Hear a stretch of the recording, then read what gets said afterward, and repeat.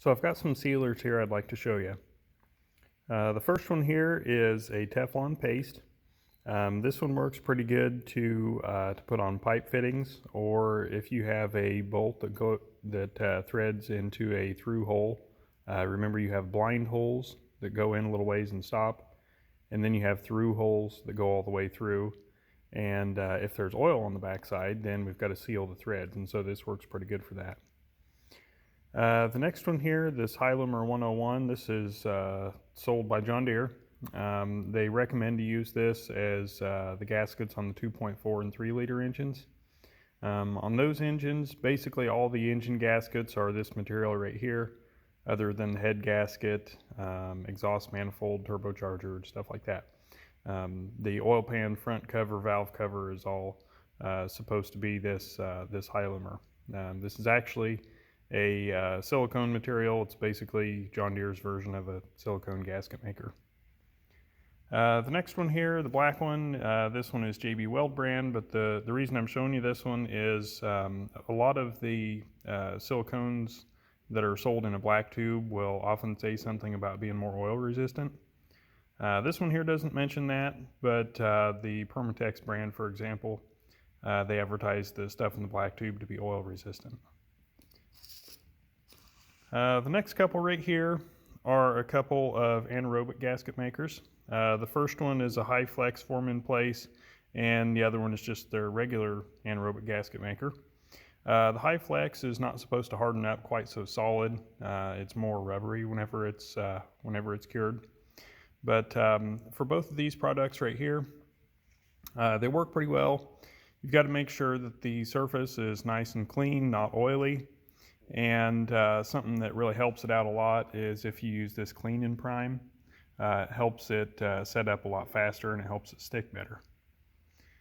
So both of these materials, a lot of times when people use them, they'll come back the next day and they'll wipe the excess off with their finger, and they'll say, well, this stuff didn't work, it didn't harden up.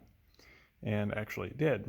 The way this stuff works is that whenever it's pinched between two metal surfaces, it's actually blocked from air, and whenever the air can't get to this stuff, it makes it harden up. So using the clean and prime is going to make it work a little bit better. It's going to make it activate better.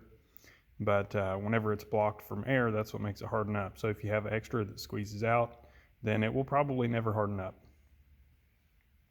Next right here, we've got a stick of Loctite. It's the thread locker. This right here is not a sealer. If you have a bolt that goes into a through hole, do not put this on it to seal it. That's not what it's intended for. Although the little sticks like this are pretty handy to use. The next couple here, we've got the heavy-duty thread lock. And, well, of course, it's for putting on threads if you don't want a bolt to come out. The next one is the bearing mount. And what you use that for is to help hold a bearing or a bushing into something if you don't want it to come out. This is not going to replace a press fit, but it sure does make stuff stick tight. Do not ever put this on bolt threads, because if you do, it's going to be really hard to ever get it back out again.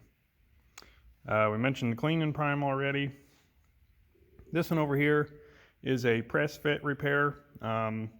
Some people use it. Honestly, I would kind of shy away from this one. If a customer is bringing something for you to repair and this is what you use, we probably could have done it a lot better. I would not want to get the reputation of charging people to fix their equipment with this stuff. So anyway, this is a variety of the products that I use or have used. These all seem to work relatively good for me. With all of these, make sure that the surface is clean and dry. If you use the electronic contact cleaner, that works pretty well to dry it off before you use this stuff. If you use brake cleaner, a lot of times there will still be a film left. So anyway, make sure it's clean and dry, and it'll work pretty good.